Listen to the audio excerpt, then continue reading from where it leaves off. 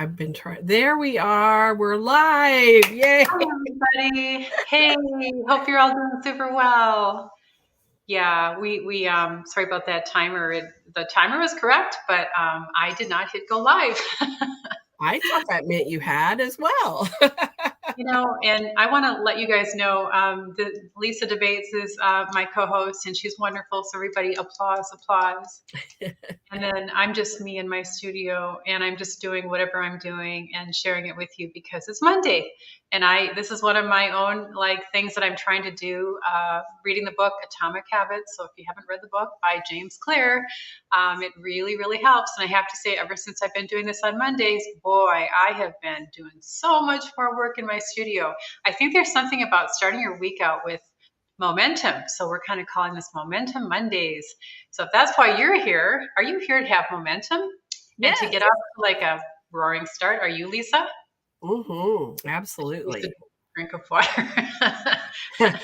Gotta keep hydrated.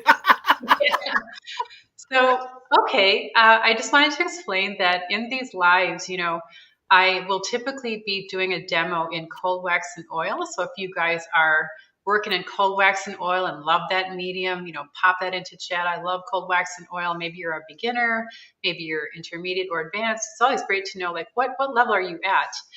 And then in the second hour, I will typically do something in acrylic mixed media, but I may one day do something in encaustic. But just know that when you go to my website, my YouTube channel, which is youtube.com/Pamela Coe, that if you click on the live tab, and then you'll see what's upcoming.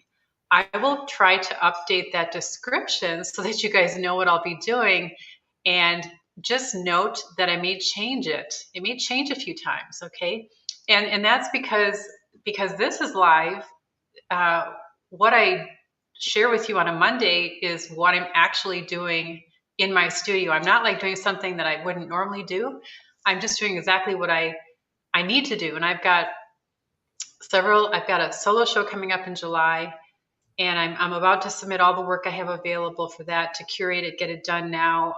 And then I've got another show later in the year. And so I'm doing what I need to do. But it may feel like a workshop for you, and I hope it does. Lisa's here to help me and to help you, because when I'm focusing on my work, I can't always, watch chat. But Lisa is going to be keeping an eye on your questions. And she is one of my admin in my Pro Art and Success Pro membership group, and everybody loves her. All over 700 of us love her so much. And I love you guys. Yes. Okay, so what I want to explain is just give you a little recap of because we're doing these in episodes, right? And we all know from watching a series like Breaking Bad or I don't know, name a series that you like, Lisa. Oh gosh, now I have to think, Pam. Well, let me not ask you to think on a Monday. Yeah, I can only multitask one thing at a time on Mondays. If you guys have a favorite series, pop it into chat. We want to know what you like to watch. Like there's Acorn TV with God, what we were watching last night. Bay is one of them, and there's I'm drawing a blank right now. Let me see what some of you are writing in there. Sweet Tooth, I don't even know what that is, but okay, great. Ted Lasso. All right. So they're just a zillion series. We watched Good Doctor and we watched House.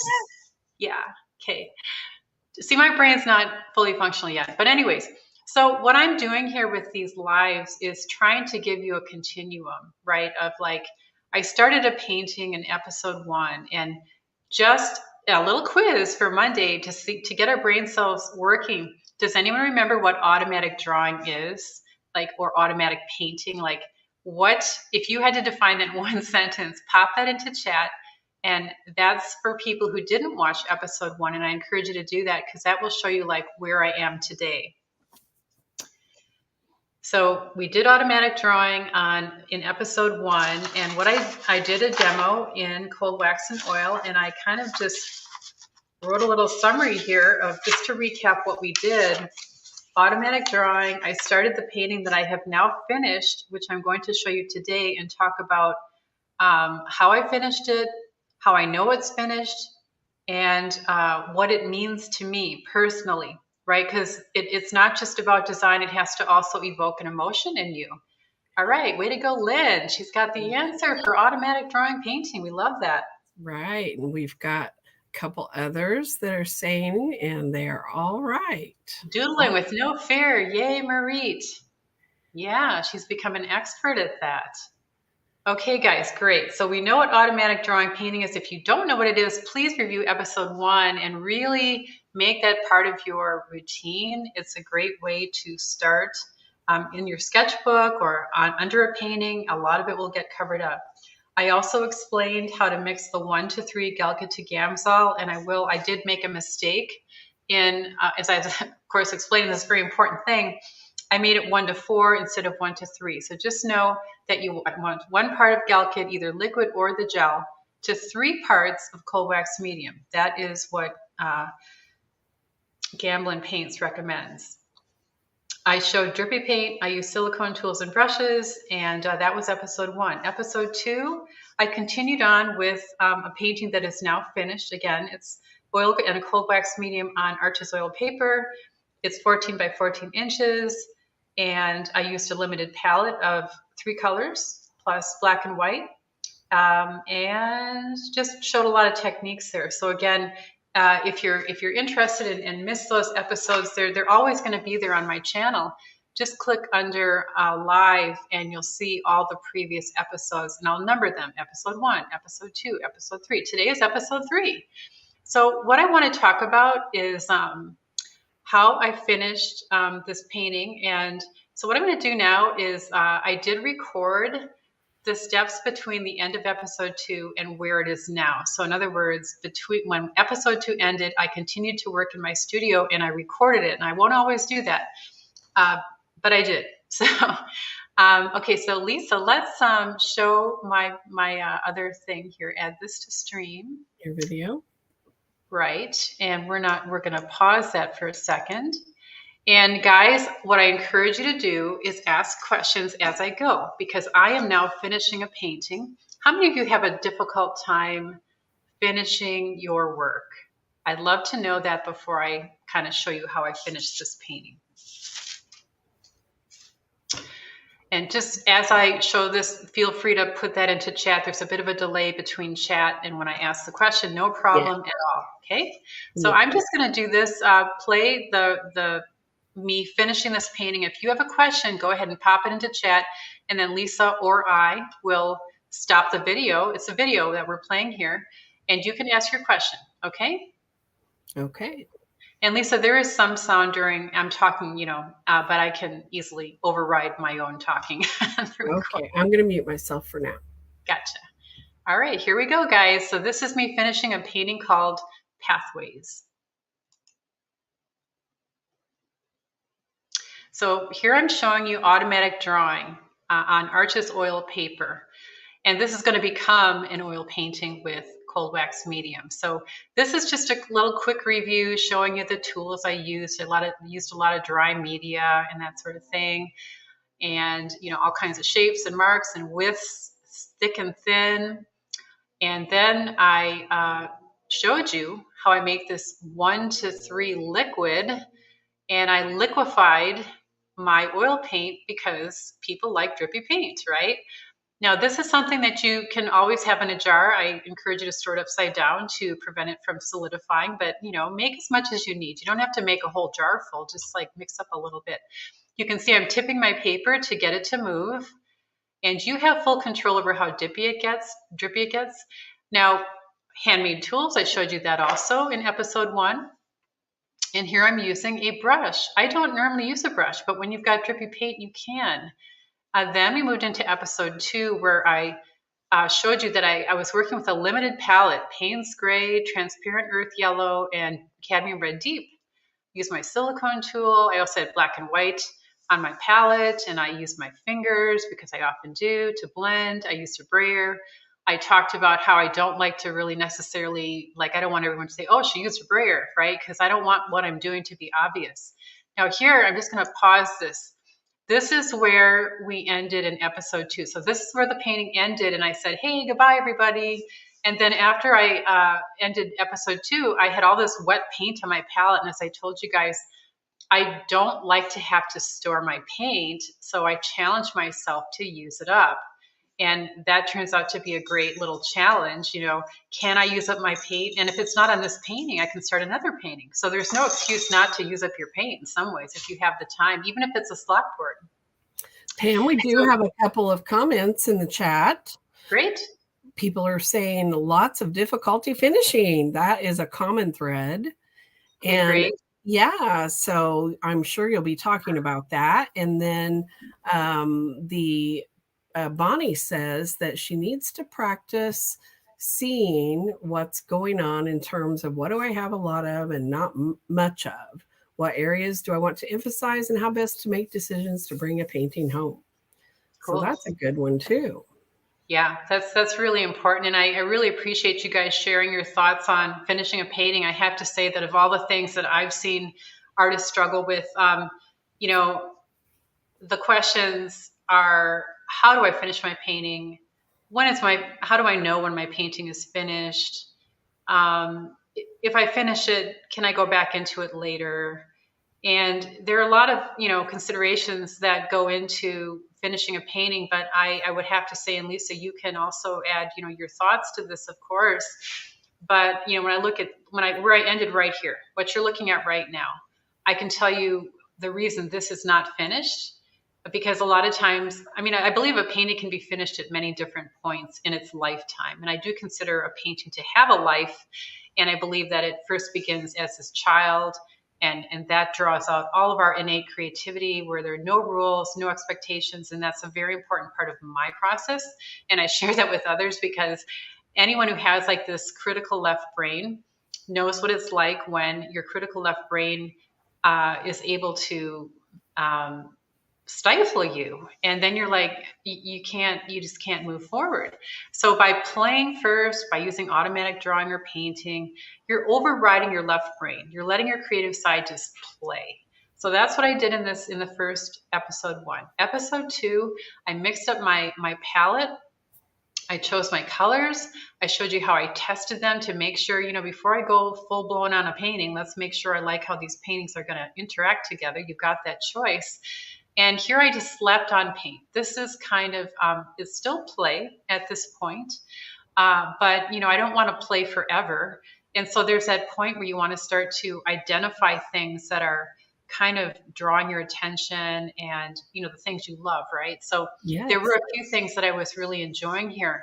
But I talk a lot about converting paintings to black and white so that you can see what the value is doing. Not just the color, but the value is actually what we see first. It helps so much, doesn't it? Yes. Now, before you go on, Pam, there are a couple of questions in chat that they have put down a couple of times. So I want to just verify the differences in what those are. The first one was, did you talk about 1 part Galkyd to 3 parts Gamsol? I did, correct. Okay. Keep in mind, the Galkyd is the kind of the oil part, the resin part.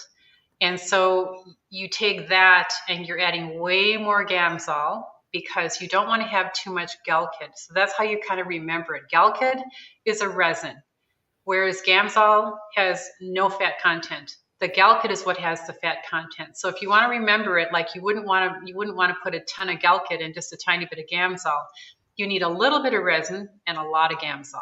Okay. And the next question was, how did you liquefy the oil? That was the drippy paint, right? Right. You don't have to have a jar. I have a jar with a lid because I want to keep my liquid paint. I mixed a little more than I needed, but a little container. It can be plastic, it can be glass, it can be metal. You can just put your 1 to 3 in there and then you can put your paint in there. Like I put some black in there, paint just a little bit. And then I added my 1 to 3 until I got it to be the consistency that I wanted, right? You might want it a little stiff, a little soft, like soft yogurt, or you might want it to be like milk. You have total control how much of that 1 to 3 you add to it. Thanks, Lisa. Okay, great. That should solve that. Guys. All right, so I'm going to walk you through some of the decisions I made and why I made them. This is definitely like I can like look at what I did and just so that you guys know, I do record what I do because I myself want to understand what I did, and it helps me a lot to document what I'm doing, and then to share it with you guys is wonderful because there's a conversation that we can have. Okay. Okay. All right, so I did have an idea. I actually took off the collage piece that was up here because it just didn't look the way I wanted it to. So I changed my mind. Put my gloves back on. And this has been drawing for a couple hours now. And I've had a chance just to look at it a little bit. And then because I took that collage piece off, I got an idea. So I've saved my paints like this. And I did have to get a new sheet of palette paper. My idea is that, I guess, to move a painting forward, you think about the things that you really like. And one thing I really like is stripes and dots. Stripes and dots are something that recur a lot. So if I put that down here and then I kind of just do something like, I want them to be different widths because variety is the spice of life. And tear this one down a bit. The thing about newsprint, it's got this wonderful edge to it. And I mean, the first thing I want to do is just...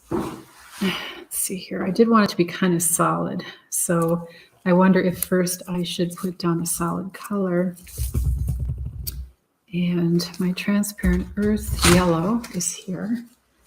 I had run out of that. So I'll take my palette knife and I think I just want to kind of stay with something kind of calm. So I'm going to take some of this Payne's Gray.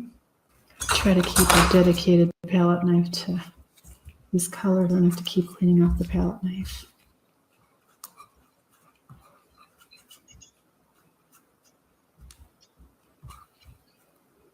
So you can see how complex colors get when you mix them. When you only mix white, you have a tint.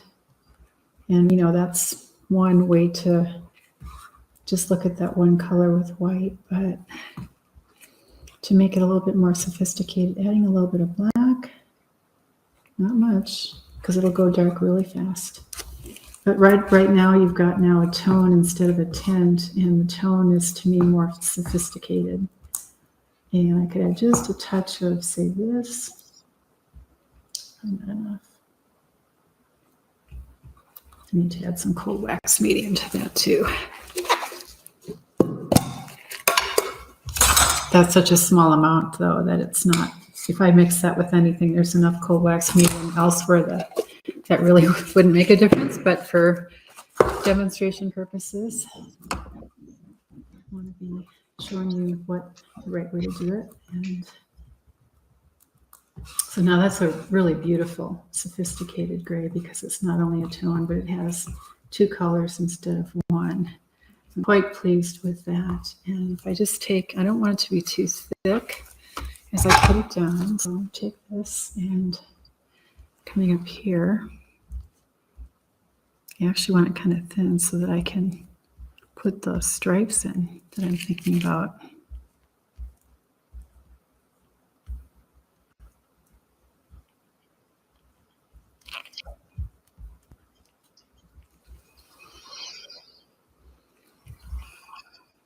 So what I'm also doing is adding a bit of quiet here. And when I add the stripes, it won't be as quiet, but I'm thinking of stripes that are very, very low contrast in value so that it's almost imperceptible that there are stripes there.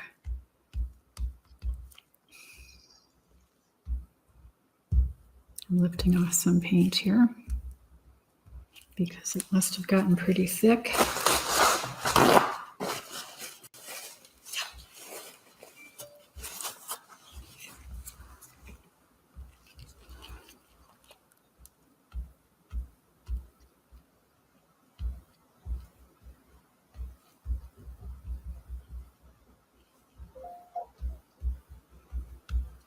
A little bit of that evidence of line that used to be there.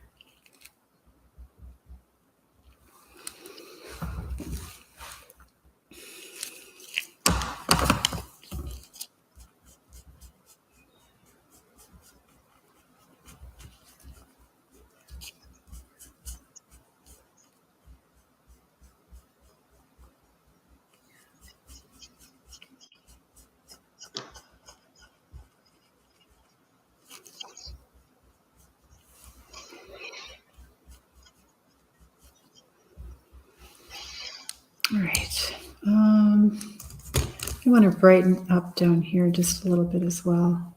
Got a little bit too grungy, so just a little bit of change in value. They're also stripes, so I don't want to do the very same thing in the opposite corners, but maybe I won't do stripes up here. Maybe I'll just do something. I could draw into that because I kind of like how quiet that is, I guess, but. Okay, so I just want to mention that, as you guys know, I in that area that I just put all that high key paint, I had intended to put stripes over it, but then in my lower right hand quadrant, you can see I just made those what kind of look like stripes. And it's at that point I realized that, well, if I do it in the upper left hand corner, that would not be a very good thing design wise, right? To have opposite diagonals showing the very same thing. So the reason I mention this is because even though I started this session thinking, okay, I'm going to put stripes in the upper left hand quadrant, I tore out the newsprint paper and strips and thought that's where I was going to go. But as all of you guys know, painting is such a fluid process, and making one design decision automatically impacts everything else. And so as soon as in the lower right-hand quadrant, I put that little bit lighter value of gray that looks like stripes, that meant to me that, okay, well then I better not do the very same thing at the opposite corner. So that's where we are right now.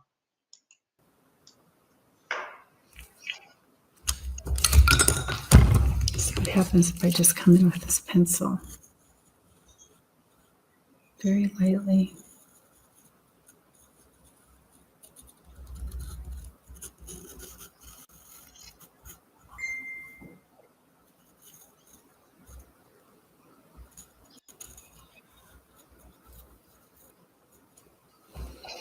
That might be all I need up there.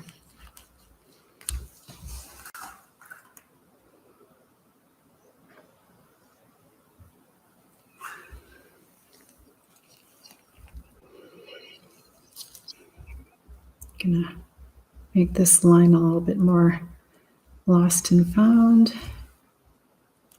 And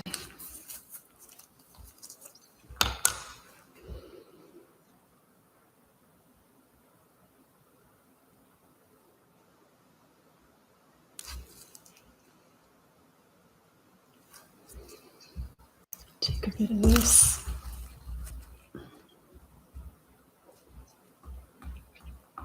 Change the color a little bit.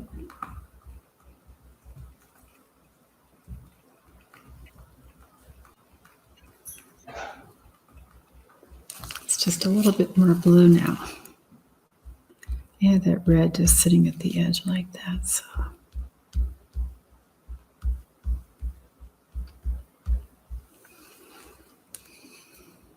Red shape has gotten a lot smaller.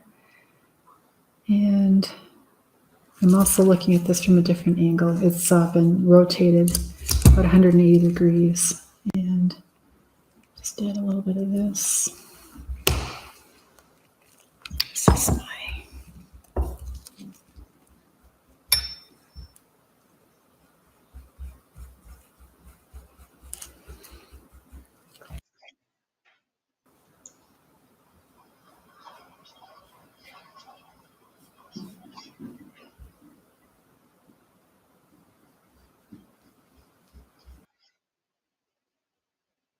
Pam, right there in the lower left, I see you say you can use a brush if you add some the 1 to 3 liquid medium to the paint. Right. Is that the drippy paint? So yeah, the 1 to 3 liquid medium allows you to have anywhere from drippy to, anywhere in between, maybe more of the usual when you mix oils with cold wax medium, which is, most people know that's like frosting. So once you can add as much of that 1 to 3 as you want to get the consistency that you want. And when I started to notice that allowed me to use a brush, your brush becomes a wonderful blending tool. And I never used to use brushes before, but when I started to use this 1 to 3 lovely medium that was liquid, and again, you can add as much as you need to, then you can use a fine brush or big brush or whatever you want to do to, as a mark making tool or to cover areas quickly. Okay. Great question. Carol had just asked if you can use that on top of cold wax or just acrylic. So I wondered if this was a good time to ask that. Okay, wonder if you can use the drippy paint on top of a cold wax layer.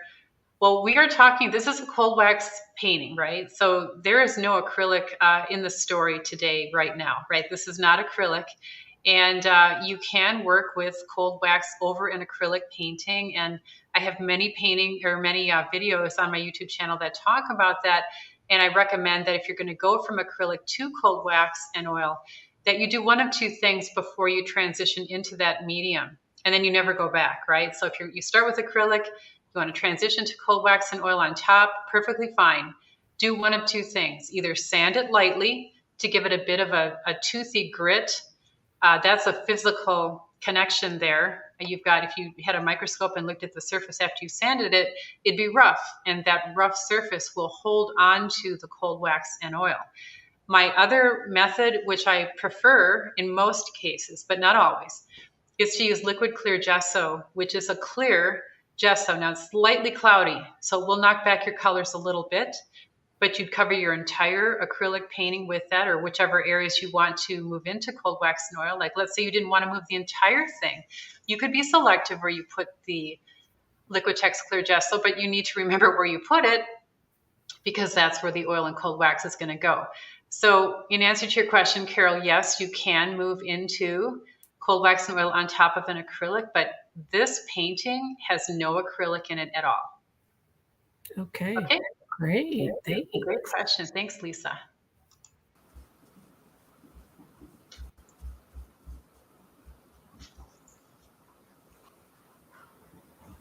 And Marie also says that it seems like you've moved into Clarify because you've slowed down and are thinking more. Yes.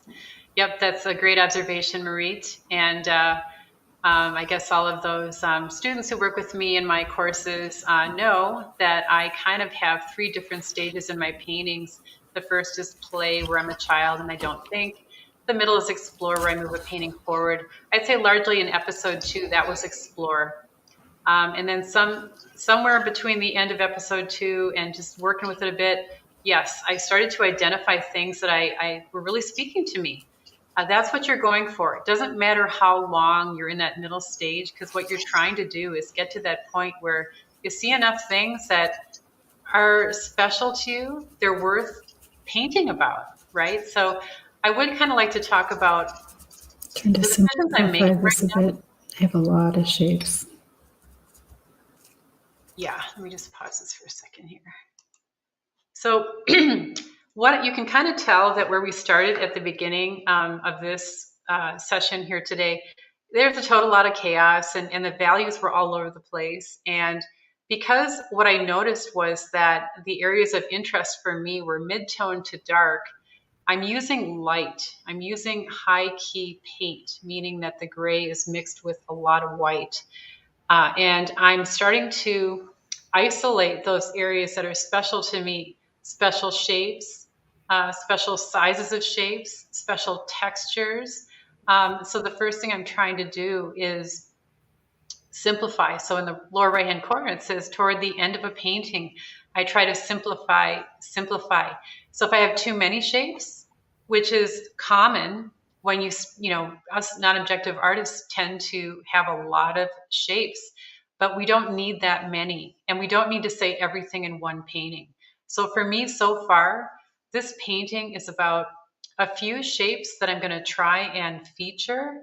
And then I'm going to work with the other things I love, which are, mark making. And mark making can be either dipping back into a wet layer and revealing lines or marks. It could be grabbing a pencil and adding more. So you'll see, yes, that's absolutely right. I am in Clarify right now. So let's just keep going.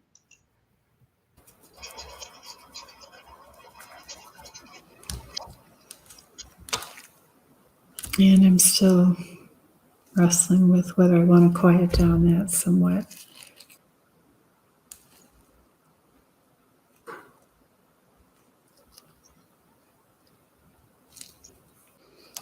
Well, let's see. I'm going to mix this up.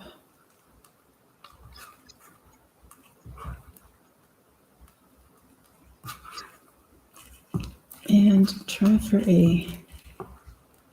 it's got white in it, now some black. Turn this into a tone. Don't need much black.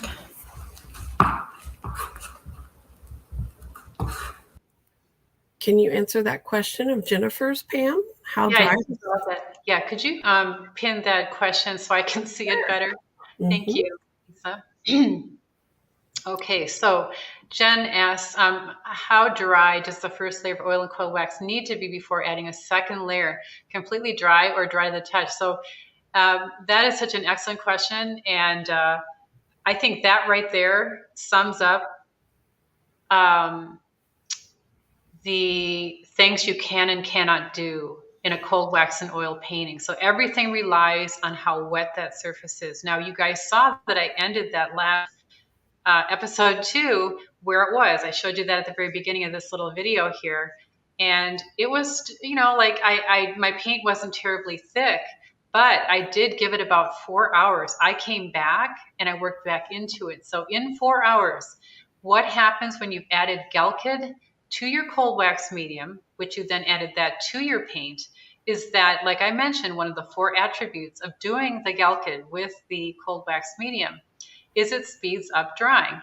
I'm impatient, but I also like the flexibility and strength that it gives my paint.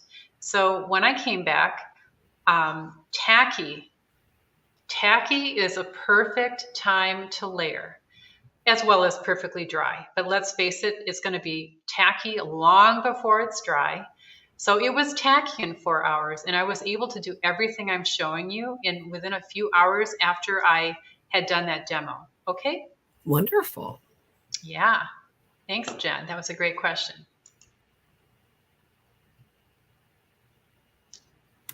I did this cold wax here. This is the dirty, grungy. It has graphite powder in it, but it works fine. So I'm making it a little thinner. That's what I'm doing. More of a glaze. I noticed we can mute the video, Pam, if you want to just mention something from time to time. Sure. And yeah. Make it quite a bit lighter, though. That's really good. Yeah, you can mute the video. Maybe I'll just walk you through what I'm doing. Maybe, yeah. We'll try that. Okay, guys, I'm making this more high key. As you can see, I'm adding white. That means a lighter value. And this is the transparent earth yellow, which I love. And then I add just a tiny bit of this tone, which means gray mixed with Payne's gray, to give it a little bit more color complexity. I'm always like, color complexity is so important to me. And that just means tons and tons and tons of mixing paint. I spent a lot of time mixing paint. And now, that middle area was really kind of like the eyesore. We all know what happens when we've got an eyesore right smack dab in the middle of your painting. It's like annoying. So now I'm just using a little bit of this painter's brown paper to, lay it on top. And I took the positive shape of the little circle that I grabbed from the brown paper. Now it's a tiny area. So when you're, this is like a mask, and it's a little tricky to do this kind of surgical thing. Notice that it's sticking to the brayer, and I probably should have used like a silicone tool, but whatever. In fact, the paper comes off on my brayer. Here's a question that might be a good place for this. Okay, let's just pause here.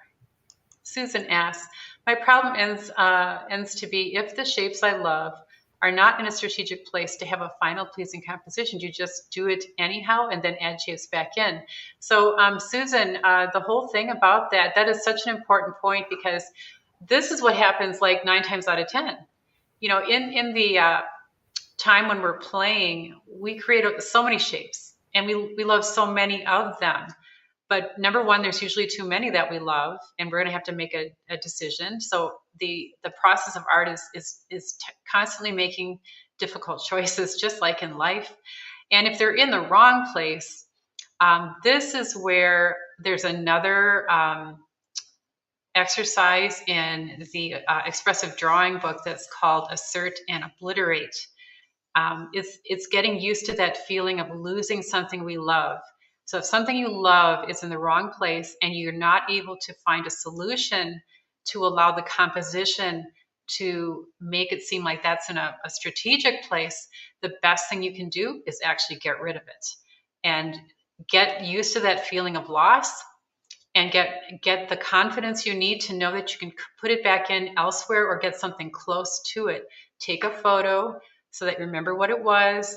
In most cases, you can replicate something or duplicate something with variation, and that should be helpful. Okay. Okay. Hopefully, any other questions, Lisa, that you saw? Yes, Lydia asked about the cold wax, and that is the 1 part Galkyd to the 3 parts Gamsol, right? Well, the cold wax is what you're adding the 1 to 3 mixture to. So some artists don't even add the Galkyd. So let's just simplify first of all. 1 part cold wax medium, or sorry, you can mix it 1 to 1 with your oil paint.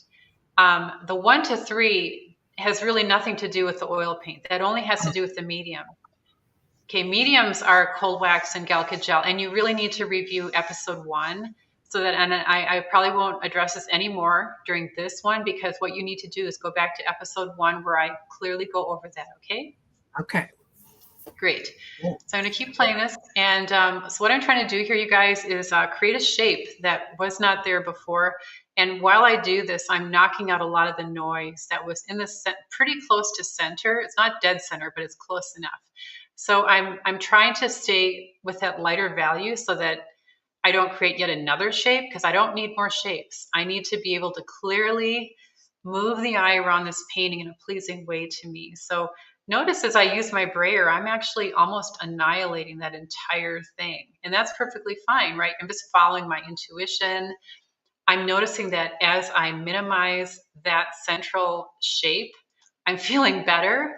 But you'll see what happens here. It's going to get pretty thick, and then it's going to stand out like a sore thumb. And be ready for that, because that can happen, right? That can happen at any time. I'm noticing that as I'm putting this, I'm trying to be very solid with the color, but I know darn well that that's not going to work. So now how do I make this work? I decide to work back into it. I just lay a piece of paper over the top. And then I take a sharp tool. It can be a pencil, a pen, handle, just blindly making marks back into that thick, juicy paint. And now instead of a solid circle there, it integrates, because it's kind of like what's around it, right? Now I've got this paint on this brown paper. I'm not going to waste it, right? So that's an opportunity to flip it over and monoprint it onto something else. It's going to be like a ghost image. So I use my brown paper in the monoprint method quite a lot. I'll typically turn that brown paper over until there's like all the paint has been transferred. Charging that brayer again, just getting a little bit more paint on. It's a pretty light key, but actually it's, as you'll see by the end of this painting, those are actually midtones. They're light midtones. They're not as high key as a true high key would be on a value scale, but in comparison to everything else on this painting, it's much lighter than what's there. Just tapping with my palette knife created an interesting texture. I had not done that before, but I just thought, okay, I'll try it. So anything, that I haven't tried before is kind of a fun thing to see what'll happen. And I did get this really interesting texture.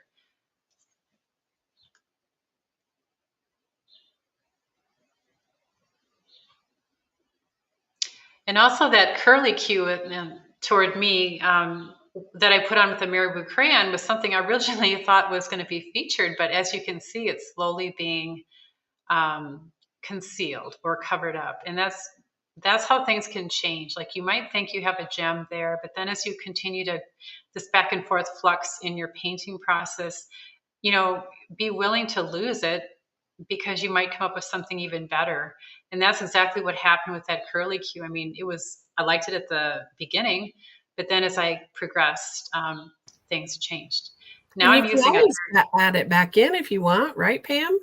Yeah, you could, but a Marabou on top of like cold wax and oil, you'd have to wait till that's really dry. So I knew that if I wanted to put that back, I'd have to really make sure that the surface was dry. And so now I'm putting a R&F pigment stick. This is a neutral light gray, keeping with the palette and pushing the value a little bit lighter now. And now, again, it's kind of a stripy pattern, notice, and I'm just mono printing that over that curly cue that was done with the Marabou crayon. At this point, I'm not even thinking about the Marabou crayon anymore. I know it's there, but I've now gotten rid of most of it. A little bit is peeking through, and that's enough. There's still more paint on the back side, so now I go for a thinner line. Very much a layering process in this medium.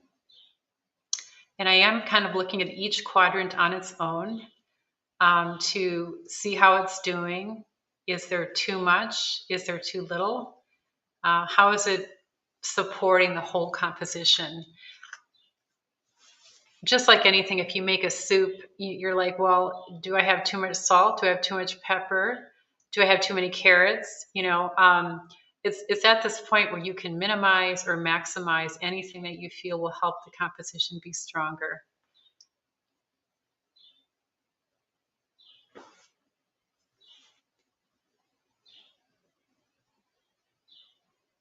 I see some little areas of basically the paper. The paper is very much like almost as light as you can get. Now, it's not completely titanium white. Arches oil paper is not like that. It's a little warm, but it is like I'd say it's a number 10 on a 1 to 10 value scale. And so what I'm doing is I'm kind of meticulously knocking out any areas where I see these little bits of paper showing because they're distracting. On a painting like this, where I'm kind of primarily light mid-tone, right now that circle on the top is the lightest light. So all these little bits of white paper, they're sprinkled around everywhere. If I don't knock those out, they're distracting the eye because they are, even though they're tiny, they are causing my eye to go there. So you have to be like aware, where's my eye going? And if it's going to a place where you don't want it to go, then you're going to have to adjust the value and the color so that it's less distracting. And in this case, it's just a matter of making that paper change value so that it blends with what's around it.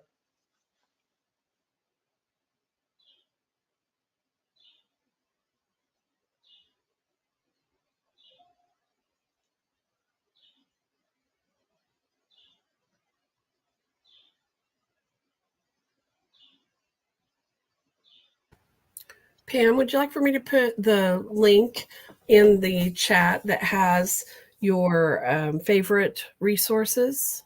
Yeah, sure.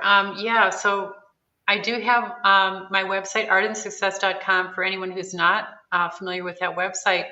There are a lot of free resources there. And as Lisa mentioned, all the tools that I use, whether it's in cold wax and oil, acrylic, and caustic, over the years, I've sort of identified my favorite tools for mark making and for brushes and palette knives and papers, stencils. And so I list all of my favorites under my resource tab. So Lisa's going to pop in that link for the resource page. And some of the links may not work anymore, and part of that's due to COVID. Some of my favorite things, like this really long-handled brush that I loved, it's like I noticed that the link is broken because the company must have gone out of business over COVID. So most of the links will take you right there so that you can see what I use in my studio.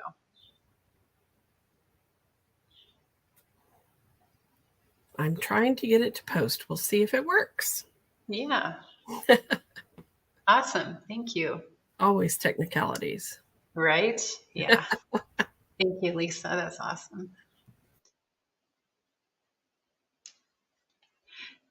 Yeah, so I'm almost done here with this little demo, and then we'll move into some other things that go into like when is a painting finished. So I'm going to actually talk to you about this, and I'm going to pause the video pretty soon.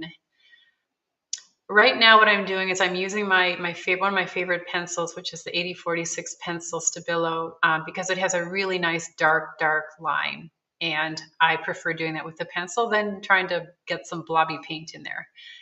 Okay, so I'm saying right now that, hey, I think I'm about as far as I'm going to get for now, except then I change my mind and there's a little bit more paint. I talk about, I have a certain area that I want it to go a little bit brighter. And by brighter, I mean lighter and slightly more saturated. So I add a little bit more of that transparent earth yellow to get the color back in. And then I use my brush because I really just want to kind of merge some of this area up here in my upper right-hand corner of the painting, add a little bit of color, add a little bit of brightness to it. And then there's another area. So there it is. This is where it ended. Let me just back this up. Sorry. Okay. Well, I'll play it. Let's just get back to this. I have to catch this because it's a very tiny area in the video. So that's where we started today. And then this is where it is now. Most of what's happened here in terms of value is that it's gone from a lot of like maybe half mid-tone and half light to now it's gone pretty high key, although this image here is a little brighter than what it actually is. It's actually a lot more grays, which makes it a primarily light mid-tone. But now I'll show you the quadrants of the painting. This one's upper left, upper right, lower left, and lower right. And this is typically what I'll do. So now we can unpin this video. Let's see here. Can we do that, Lisa? Let's see here. Okay, we'll exit full screen. We're going to remove. Okay, very good, Lisa. Thank you. So now we're going to look at my desktop, and I'm going to just add that to the stream and make this. There we go. Okay, so now you guys can see the painting. I got all my stuff here. Oh, by the way, this is how I'm able to do anything. This is my Vogue tab. And these are little things that our boys actually make this, and it's all natural and it's a form of energy. So I'm gonna pop it into my mouth while I talk. Okay, so here's the painting, and I just wanna show you guys, let me move some of my coffee out of the way and some of the distracting things. Okay, so this is the actual painting. You can see that it's actually like the gray is more of a light mid-tone, and then here is high key. This is definitely high key, but it's the anomaly. Like there's not that much white in this painting. And this feels light, like it almost feels as light as that simply because of what's around it. But the main thing is that when you look at this painting, how do you know when a painting is finished? That's a really big question. And there are many criteria for me and what I try to teach in my school, because I have an art school. And that's where I try to share all the things I've learned over 30 years, which there's a lot of stuff in there. But I have to say, of all the things I've learned, there's really not, you can definitely boil that down into like, what's the most important thing you need to know? So when a painting is finished, number one, what I ask myself is like, where does my eye go first? And then where does it go second? Is there a logical navigation? Is this pleasing to look at? Or is it like a total confusing mess that you just stand there and you're like, I don't know what to look at? So areas of high contrast here would definitely be, this light is kind of going to be a potential entry point. This could be a potential entry point down here, simply because not only is it got a light value, but underneath it is high saturation. And then right next to it is a dark. So this may be your area of entry point. But the point is that wherever you enter this painting, for me personally, I might enter it here. And then I'm like, okay, because there's a lot of great stuff here for me. Like, I love this. I love this right here, lower left hand quadrant. This probably has the most interest of everything. But then I go up to here, because actually that little area here, see if I can show it to you better, is kind of got some interesting things going on. And there's some things that are very, very small that you can't really see very well. So then I might go to this, because this is the next logical jump, going from here to here. And then this goes to here because that's high contrast. And then it's like this texture brings me down to this area here. And then I'm coming back down here again. So it's kind of like the circular pathway. Obviously there's like this area here, and anywhere you see color, because color is now kind of the anomaly. I've knocked out a lot of color. So that's, I don't know if that's helpful to you or not, but those are the things that I look for. Like, okay, so that's one thing. Navigation, is it clear? And the values, clarity of how the eye navigates through your painting is based on value, almost always. Unless your painting is not anything to do with value, it's more about like highly saturated colors where you don't have a lot of value differences. And we've been studying this in our Art and Success Pro membership group. We've had a special guest come to us and talk a lot about, the 3 attributes of color, because color can be broken down into 3 things: value, the color itself, and saturation or high intensity. So depending on what you want to use of that color, maybe I want to use the value. And in this case, I am using the value of color to help navigate through this painting, because this painting is not really about color. It's about these neutral colors, right? The color is special, but I wouldn't say that this painting is about color. So it's good to know what it is you're trying to feature. And for me, what I'm trying to feature is my love of like certain areas of texture, this light veil, which comes from the monoprinting. I do love the color red. But notice this whole painting is not red. I'm offering up some of my favorite colors in very small quantities. I'm being very careful about that. So now, any questions about finishing your painting? Like, does that help? Or let's see here. I had to post things under your name, Pam. I apologize for that. I can't seem to get those links to post from my phone. I don't know why. No worries. Yeah, I don't know why that's happening. So anyway, and I was just looking to see if other people have commented. Bonnie says that she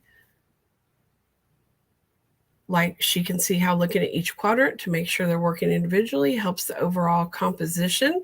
And I believe that's what you were talking about in the video, right? Yeah. You can even cut a little sheet of paper, like match the size of your format, and cut a little quarter chunk out of it, and then just keep turning it and turning it and turning it. So you're kind of just looking at one quadrant at a time.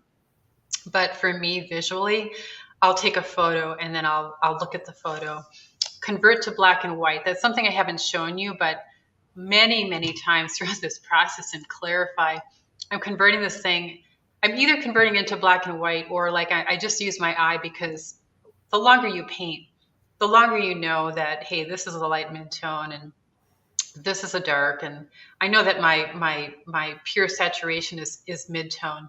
But until you become really like comfortable with looking at colors and knowing what value they are, like I know that this is high key, the light, but I also know that the gray is a light mid-tone. And that only comes from experience. Like a lot of people might say, oh, that's really high key. Well, relative to everything else, that's true, it is.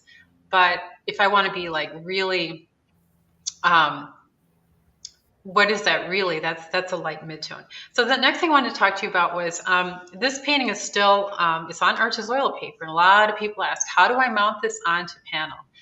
And the reason why I love working on Arches oil paper and also my ampersand panels, but the beauty of Arches oil paper is you could have like 100 of these paintings, and then let's say you've got a show coming up and you got to choose which ones you want to mount. You're not going to mount them all, obviously.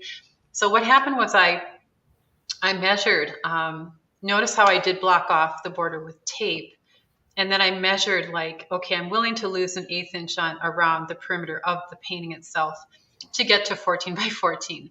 Then I ordered this little Blick panel, and I got several of these.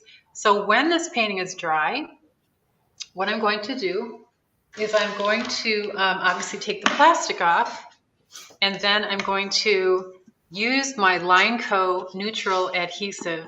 Maybe can you see that better? Like turn it, yeah, there. Yes.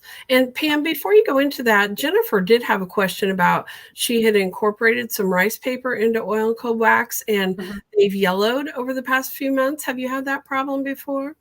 If it yellows, then it could be one of two things. It could either be that there is too much Gelkid. Remember, Gelkid is a resin, and resins tend to yellow, and that's why Gamblin Paints recommends a 1-to-3 ratio, because if you go with too much Gelkid in there, it can yellow your paint. So you say that you had incorporated rice paper with some oil cold wax. It's yellowed over the past few months. I have not had that problem before, but I guess it's that the times when I've successfully used collage, I've put the Liquitex clear gesso over my collage pieces, which is yet another thing you can do. And in that way, I think it just, well, number one, helps adhesion. And plus the collage paper that I had perhaps was less prone to yellow. Jennifer, did you use like a newspaper or some like book papers? Because they tend to yellow and get brittle. She said it was rice paper. Okay, well, then it almost seems to me like maybe there was too much Gelkid in there. That because Gelkid will, like, if you're say just grabbing your cold wax with the Gelkid in it, and then you just use that to adhere, it could be that maybe your Gelkid ratio was a little bit higher. It's hard to say. I would say that collage with cold wax and oil is a little bit experimental. Can you use the oil paper this painting is on with acrylic paints? Okay, no, that's something you would never want to do. So in other words, it'd be different if I'd started it with acrylic and ended with oils. But now that this is all oils, I certainly cannot transition into acrylic. That it doesn't work that way. You can go from acrylic to oils, but you never return to acrylic. You can go from oils and stay oils, but you can never put acrylic over oils. Good questions, everybody. Yeah, we're getting some good ones. Susan says, I have problems with collage adhering. I've tried all types of paper, most success with tissue. I agree. The reason I took that piece off of my painting was because it's not that it didn't stick, it did. But what I noticed is that when I put the cold wax medium over it, it got a lot darker. And what I liked about it was like the lightness of the rice paper, but obviously to adhere it, you have to put cold wax medium over it, and then it gets darker. And then it was like, well, what's the point? So I just peeled it off, before it's set. And yeah, I'd say the collage paper with cold wax and oil has been my least favorite thing to do, only because I know how tricky it can be to get it to stick. And so that while I use collage all the time in acrylic, which you're going to see in the next hour, I mean, that's the place for collage, if you ask me. Oil and cold wax, it's real tricky. You got to have the thinnest paper possible. And you have to ask yourself, is this, and I've used little bits of, the smaller the pieces that I've used with collage, the better it's worked for me in oil and cold wax paintings. The larger the collage piece, that gets really tricky. So I guess my advice would be if you've got little bits like, an inch or a couple of centimeters and it's super thin, you'll get away with that, no problem. But the larger it is, it gets a little tricky. So these are great questions, Pam. Yeah. I want to close this session of oil and cold wax here for those waiting for the acrylic demo. And I just want to again point out that I use Lineco neutral pH adhesive, but you could also use like a gel, like I have this Liquitex gel. You could use this to adhere your paper to your panel. Just be aware that with any acrylic product, the larger your panel that you're trying to adhere your paper to, the minute you start to open the jar and put it on your panel, it's starting to dry. And so you could and probably should, based on recent conversations I've had, you might want to like seal your wood with a couple layers of gloss medium first. And what that's going to do is it's going to seal the wood. It's going to, if this were larger, it'd be more important because you don't want it to warp, right? So if you don't want it to warp, Golden, I just recently called them because I did have a panel warp, 2 layers of gloss medium. And then if you put like either white paint or gesso, if you've got a transparent layer like a monotype, encaustic monotype, you could put your titanium white over the top. But Golden has done tests, and they showed that 2 layers of gloss medium on a panel. Now you don't, whether you do the backside or not, I guess that's up to you. You probably could do that. But what you're doing is sealing this layer. And then they recommend putting a gesso, even for like acrylic paintings or oil and cold wax paintings. Now that's their recommendation. Now I'm just mounting this painting. So I will put 2 layers of gloss medium. I don't need it to be light colored because the paper is totally opaque. I'll then use my neutral pH adhesive made by Lineco. But again, you could probably use any of the gels. Liquitex or Golden has a gel, but just keep in mind, you got to go really fast. You got to get it on there really fast. Make sure you get the corners and the edges really well. And then you're going to take your painting, and if you can feature this camera on my desktop now, Lisa. Sure. Let me get that here. Yeah, notice how I can't really show you this all that well, but notice that the panel is not as big as the painting. I'll just kind of exaggerate, like it's not as big. So there's excess all the way around, all 4 sides, and that's what you want. You want to order a panel that's smaller than your painting, not bigger, because you'll have a problem. So now this painting is bigger than my panel by 1/4 of an inch on all 4 edges. And you can see that because I've got white. That's where I taped it off. And as I said, before I measured this and ordered the panel, I was willing to lose an 1/8 inch on each edge, because that gives me a fudge factor. So that when I glue this on, now let's say that it's completely glued down and I've got these edges to deal with. And let me grab a sheet of this deli paper and just show you, because it's not completely dry yet. I'm just gonna like hold it upside down. Okay, now when you have this completely dry, you're going to, let's say, gotta go the right direction here, this edge. This is really exaggerated, but let's say that's all your excess. You're gonna take a super sharp blade, razor blade, and just trim that off.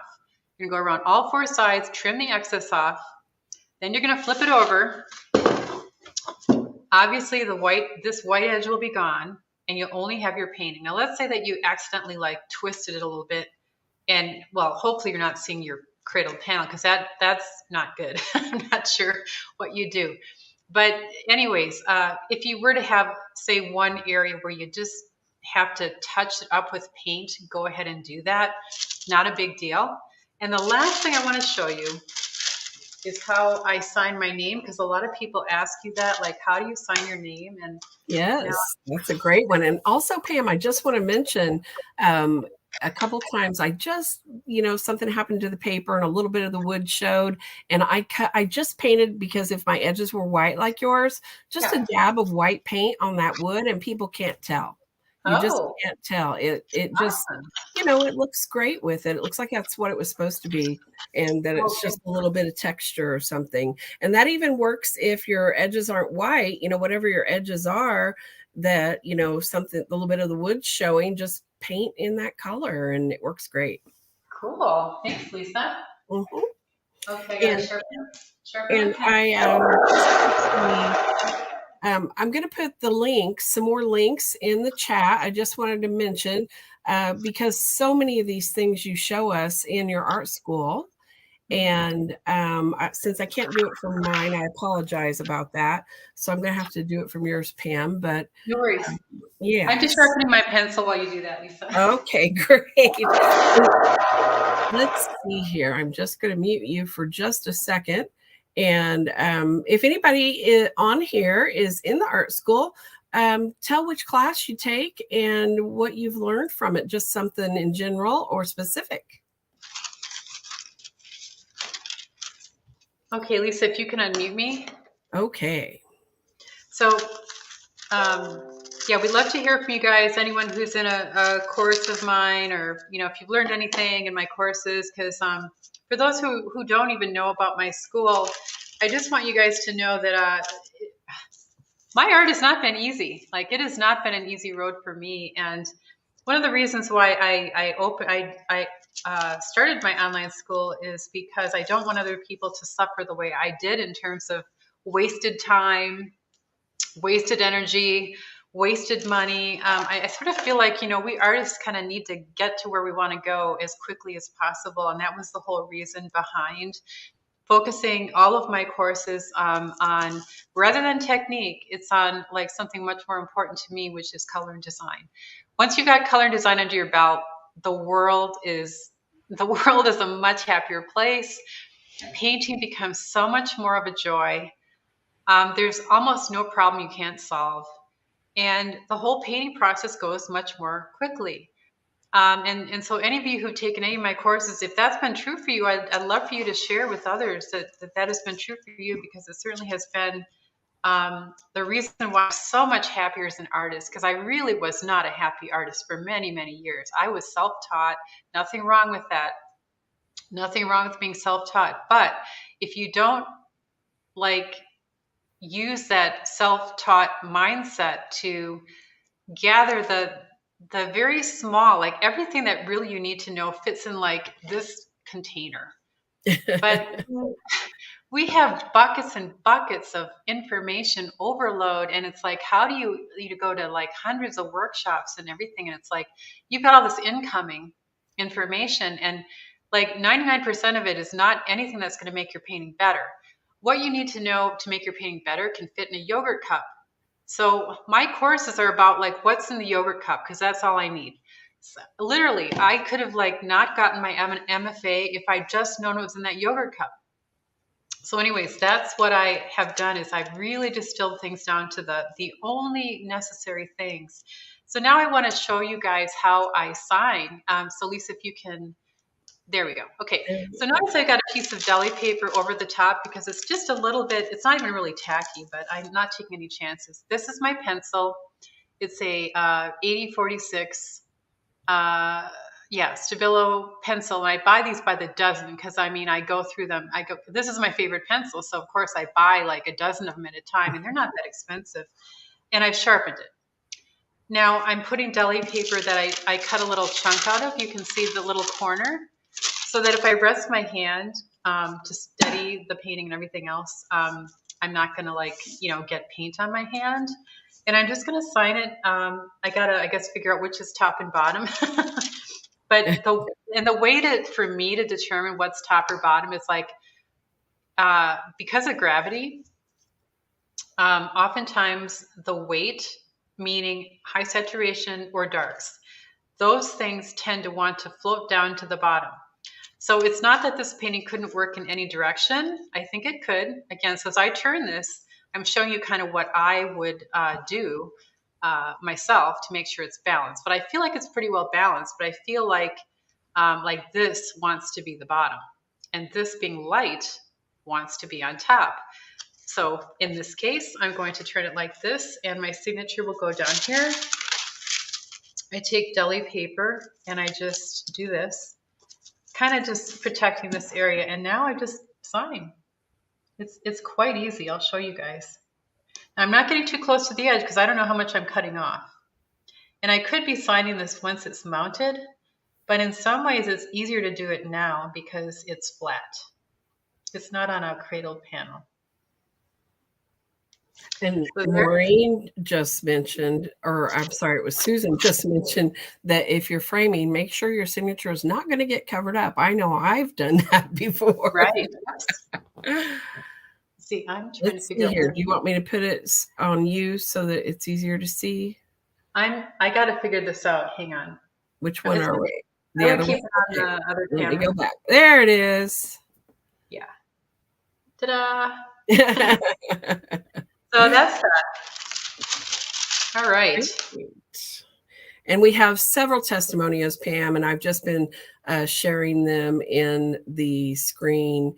And thank you. Yes, so many people are agreeing about how they have learned and applied and what you have taught. And I have to agree, I'm the same way. Oh, thank you guys. That's awesome. And, that means the world to me because the joy for me, like, I think it was Bonnie who recently asked me, because I'm going through Atomic Habits, and she's like, well, what's your reward? Like, what's the habit? What's the reward for your habit? And like my habit obviously is just, I show up in my studio and I paint, right? What's your reward?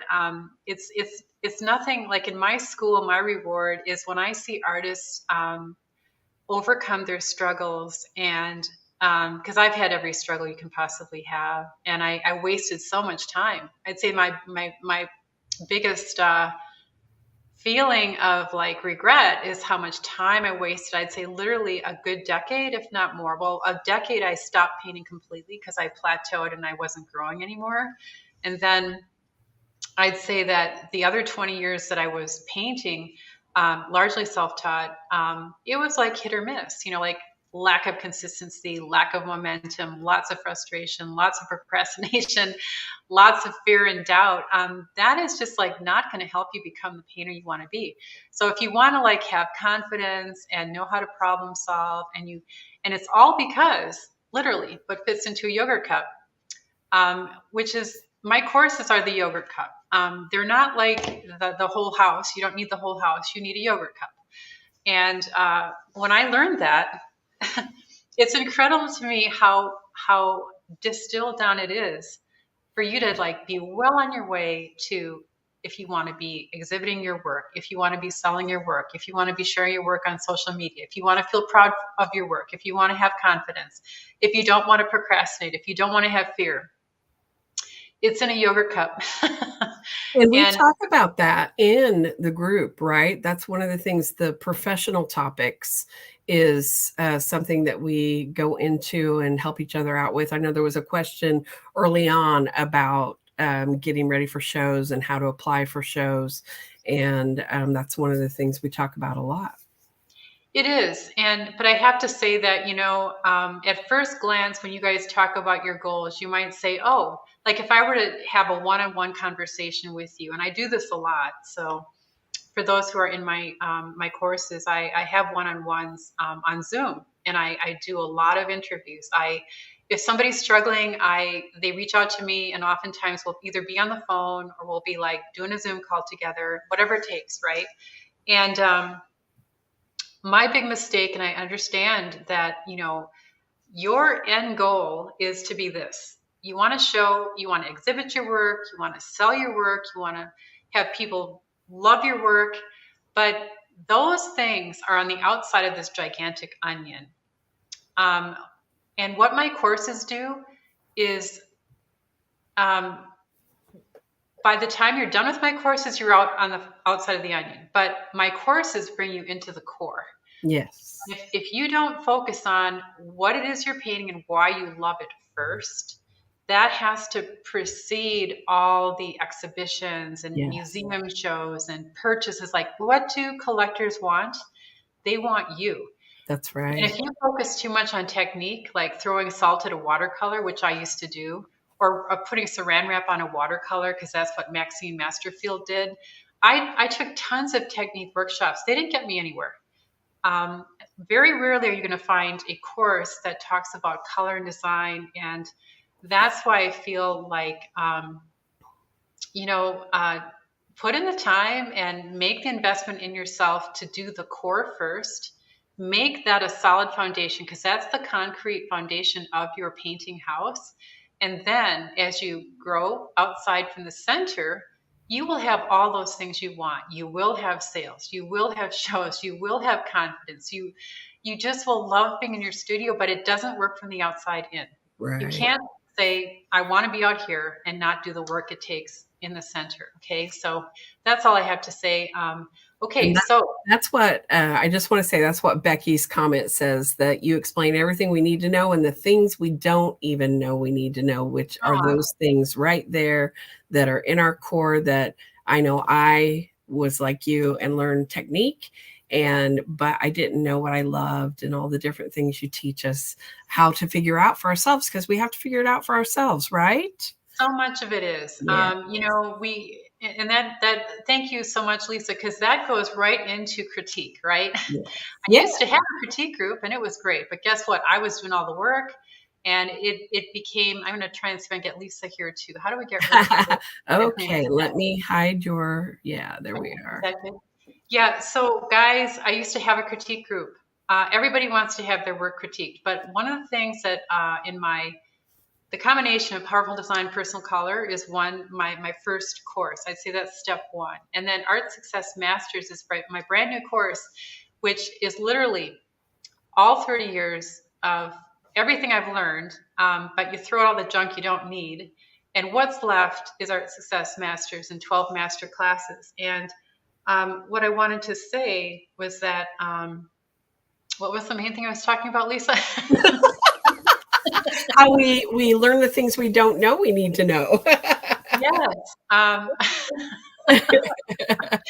Well, I completely lost my train of thought, guys. Sorry about that, but it's Monday. And Okay. yeah, so anyways, yeah, the 12 master classes in Art Success Masters is a very deep dive into the design principles and elements. Like it's like our alphabet, visual language of art. Like you hear me talking about art, you hear Lisa talking about art.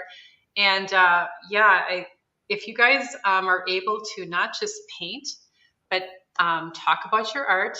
Yes. As you're showing it, imagine you're in a museum and you have to give an artist talk. Well, what's going to come out of your mouth? Hopefully it's something that makes a lot of sense. But because art is a visual language, you also need to be able to write about it and speak about it. Those two things have everything in the world to do with your confidence. So if you're sitting on a park bench and your best friend comes from high school, you haven't seen them in 10 years, and they're like, so what do you do for a living? And you're like, oh, I'm an artist. And then you're like dreading that next question, like, oh, what kind of art do you do? And you're like, well, I kind of just throw some paint around, you know, and you don't sound very intelligent. Your friend's going to be like this? Really? Is that what you do? But instead you want to learn, like, yeah, I'm an artist and I've been doing this for 10, 15 years. And I love it because what I love about art is I'm a non-objective artist and I love shapes and textures. And I love the way the values of the color draw me in, and I get to express myself in a way that really makes me happy. There's a big difference how you talk about your art.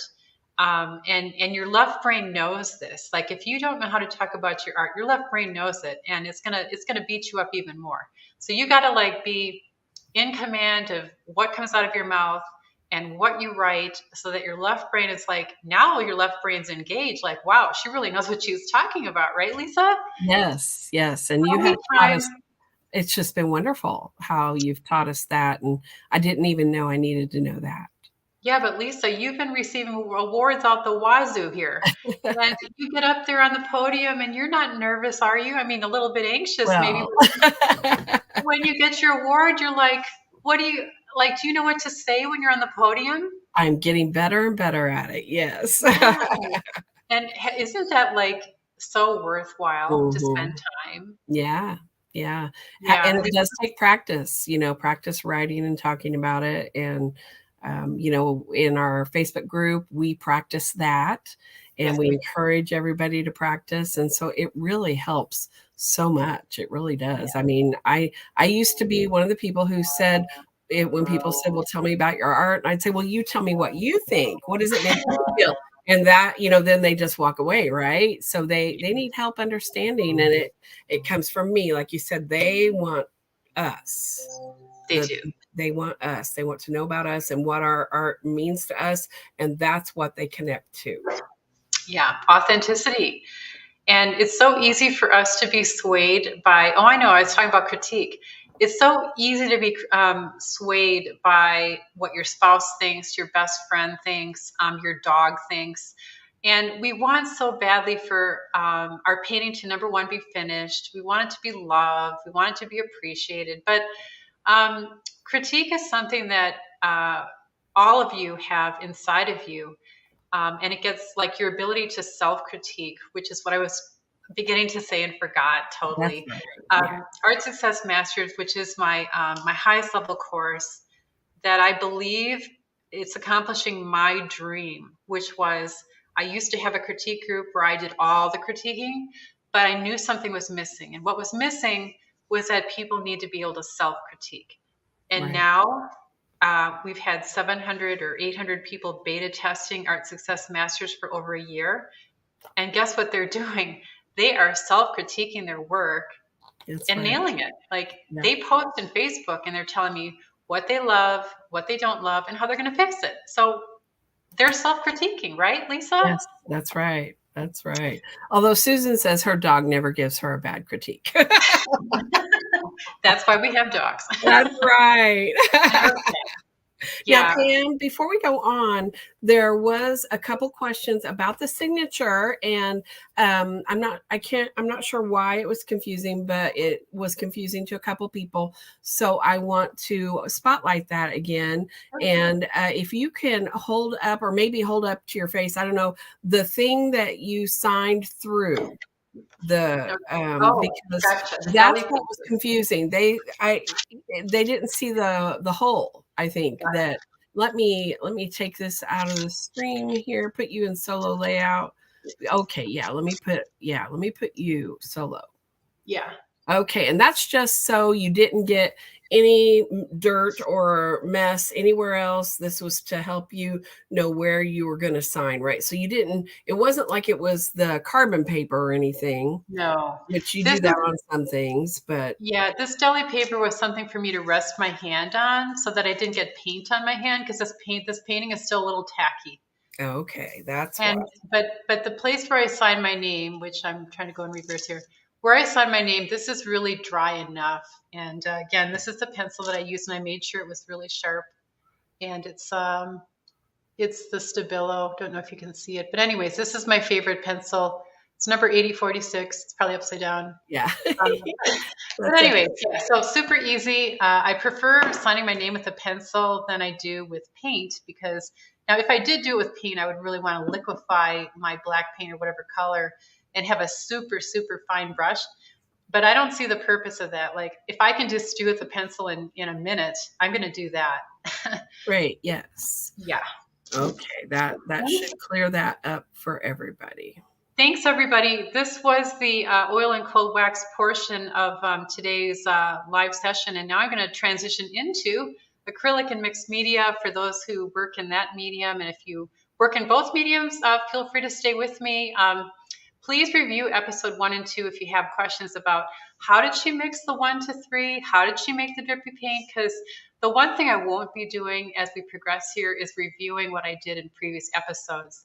In episodes like, well, if you're in the third episode of The Good Doctor and you want to know what Sean is all about, you're going to have to go back to episode 1, because I want to respect people's time and I don't want to keep repeating stuff I've already said. And the way this is going to work is the episodes will build and build and build, and we'll all grow together. And hopefully we'll all have this great momentum on our Monday, regardless of what time it is in your part of the world. So thanks all. And I'm going to move into acrylic. guys. Okay, great. And I'm is not even that going anywhere. Yeah. Oh, Sorry. wonderful. Okay. No camera mess ups or okay. Oh, my other favorite snack. This is just a new one that Lisa can say she's run out of it and she's not very happy, right, No, Lisa? I need more. And I'm going to show you guys. This is like a family friend. It's the Huggins Farm, and they make this all on their own. Just Huggy and his wife and their little baby. But when I found out about this, I was like, oh my gosh, this is like the best stuff in the world. It has 3 ingredients, and this is Lisa's favorite part, the raisins. Yes, it is.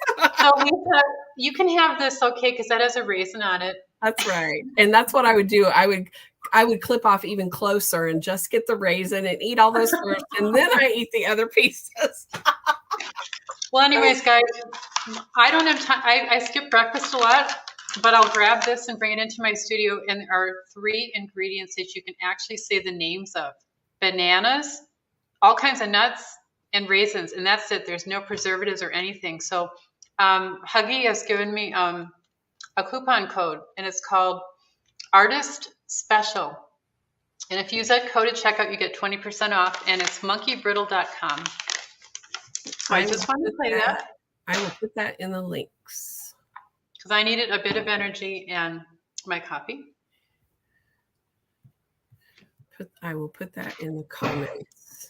Okay, thanks, Lisa. So now I'm going to show you, I'm going to transition here into acrylic and mixed media and explain what's been going on. So last week we had a Zoom and Paint call, a 7-hour day when our pro members paint together. And during that time, I started, I had 3 slop boards, okay?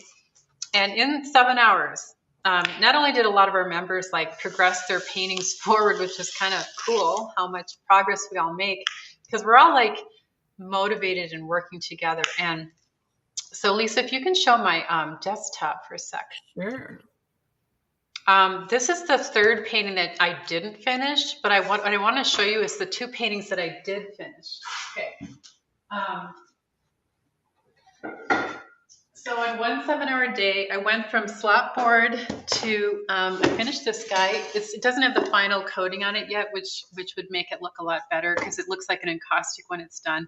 But this is one that is personal to me because I grabbed a sheet of a page out of a piano book that I probably played the piano when I was in like 3rd grade. It was a real beginner book, and I just loved the book. So it was a chaotic mess, and I was able to, very quickly, the design is what, kind of helped me there.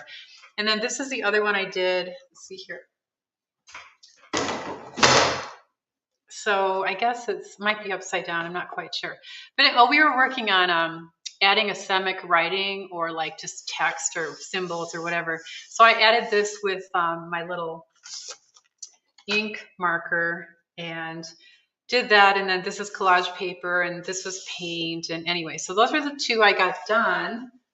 And then this 3rd guy is the one I want to keep working on today. Now, the reason why it started as a slop board, and I don't have a picture of that to show you, but essentially what I did was I looked at all the colors that were underneath, and then I looked through my, I have scrapbook papers and street papers and all kinds of like, handmade papers. And I tried to look at the main colors in the slop board, and there were a ton of colors, but these were the ones that spoke to me, like this teal, this kind of brownish color, a little bit of, this is actually a scrapbook paper that had some text on it.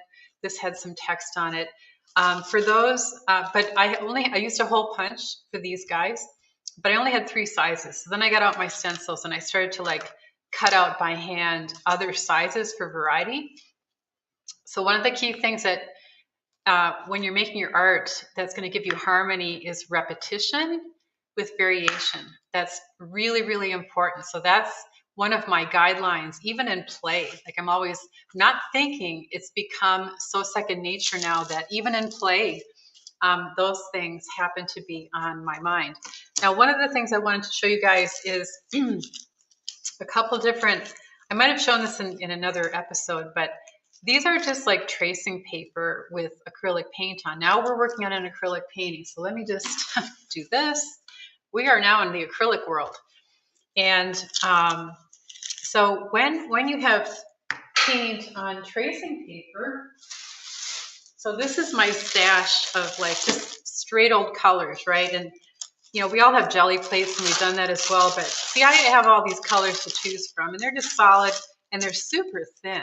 So these are going to collage very well if I decide to use a color. And so these guys were torn out of some of those, and I just want to show you how easy it is to adhere this. I'm going to take a silicone tool and some of my Liquitex.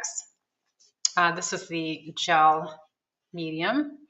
And it's matte, which means that it's not going to be all glossy because I don't want it to be glossy. And I just want to, because some people have asked me how I adhere these papers, and I've got my mark making tools. So the acrylic painting, what I'm basically doing is grabbing mark making tools and, oh, and I did want to show you how I prepare my palette paper. So here's my, before we get into all this stuff, I better get back to basics here. Forget what I was going to do here. Okay, so these are the tools that I use. This painter's guide, and I've got an awl, ruler, brushes. And I've shown this in another video, but for those of you who would like to keep your acrylics moist longer, I know a lot of you already know how to do this, so bear with me. I'm just getting my own palette ready here. This is a sheet of tracing paper, and I've got a cafeteria tray that I've lined with several blue shop towels because they're super thirsty and I keep using them again and again. I'm going to dump some water on top, quite a bit, because I really want to saturate the blue towel. This is a great tip. Okay, well, a lot of people know it, but this is a great solution if you don't want to have one of those wet palettes that has the lid on it, because this works in the very same way, and I think it works even better. So you just kind of like mush this down and move it around. You can see how thirsty these towels are, and they hold a lot of moisture. And like the more layers, like you don't have to go crazy with the blue shop towels, but if you have like 3 layers, well, imagine that holds a lot more moisture than 1 layer. So I tend to put like 2 or 3 layers on there and just push it down there, move it around, get that water to move. And now you just take your bucket and dump whatever excess is in there like this. You kind of hold it on a corner like this so that all the water wants to run off that one corner instead of onto your lap. And you want to kind of just do this until you got just a few drips coming off of it. And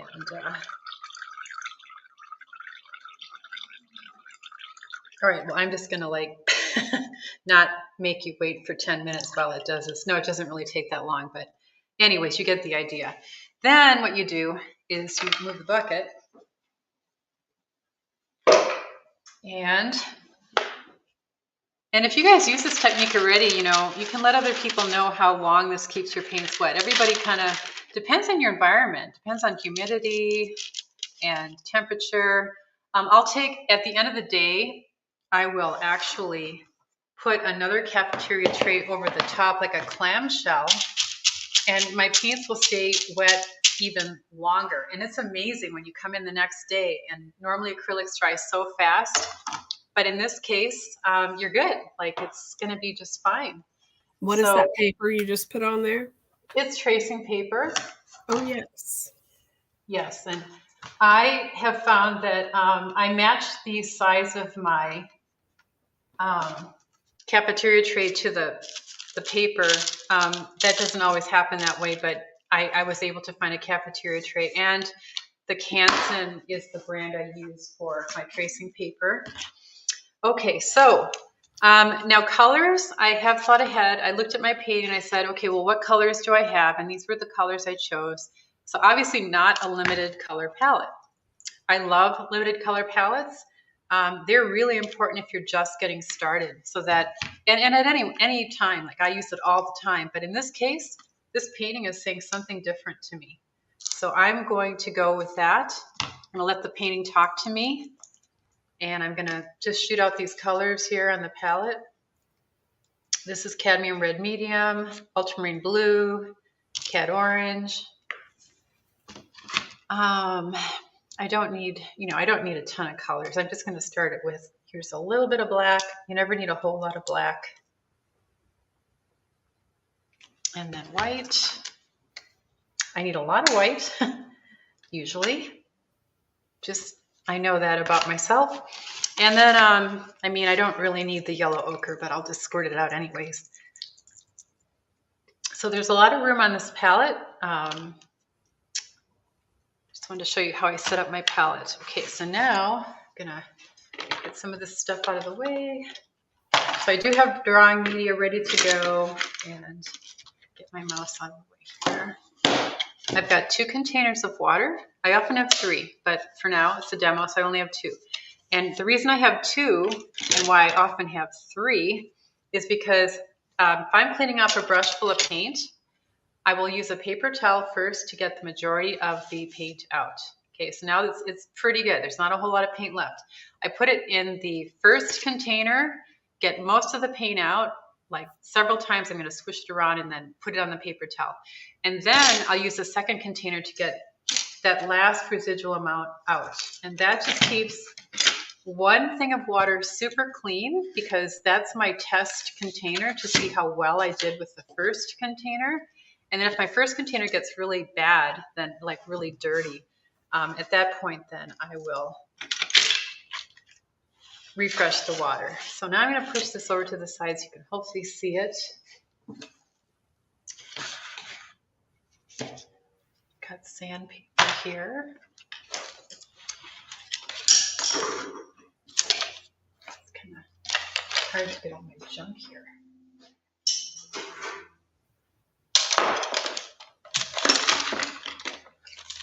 Okay, so now I've got to find the painting again. Here we go. So as I was saying, hopefully you can see that okay.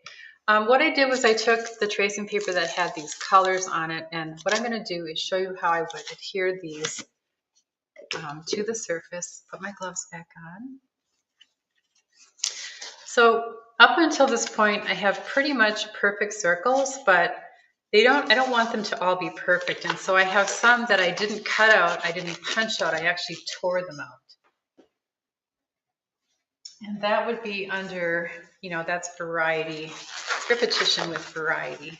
The colors are in the palette. I'm not introducing some, unusual color here, but I want to show you how easily it is to incorporate things on this thin tracing paper.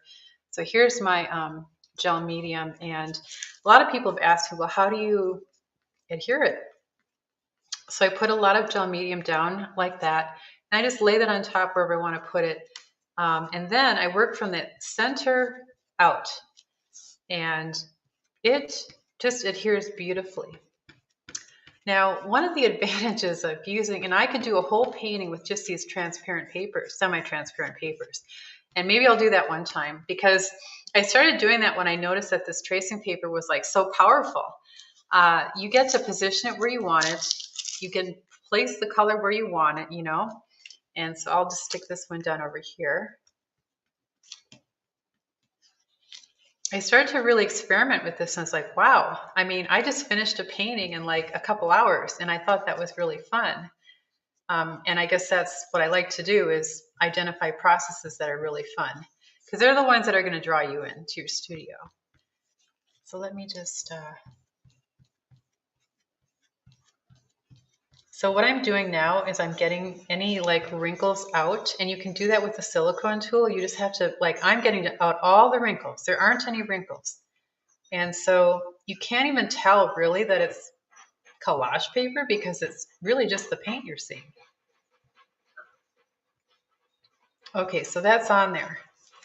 And I just wanted to show you a couple of those little things that you can add. And so let me just show you up close. They have Gone on there pretty well.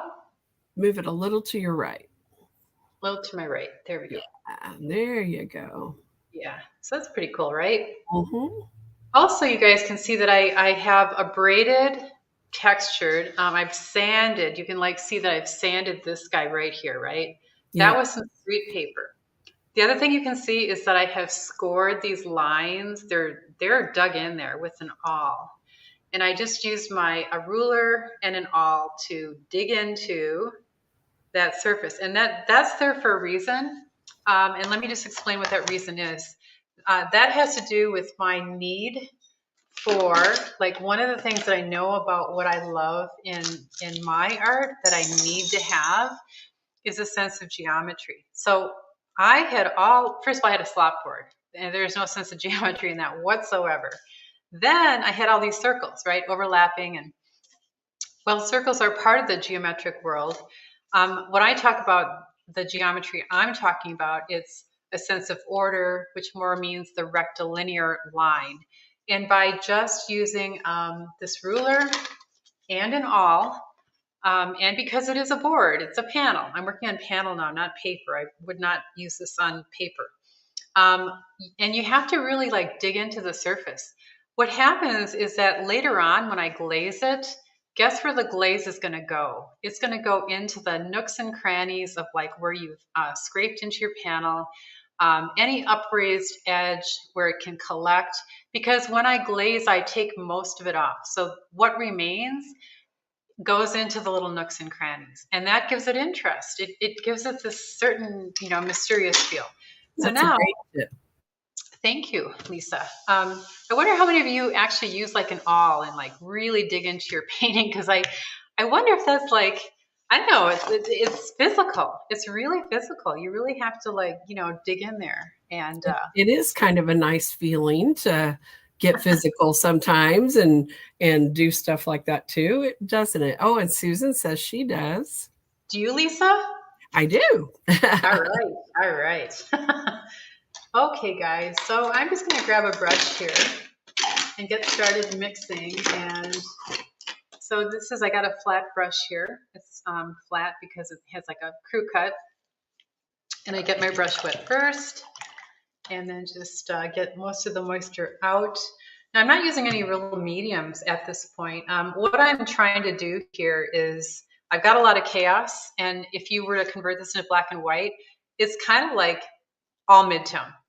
I mean, there's a little bit of white here. There's white in some of these papers, and where I've like abraded it, that's white. But I'm talking about the majority of this painting. You can tell there's no direction, right? When you look at this, it's an all over pattern.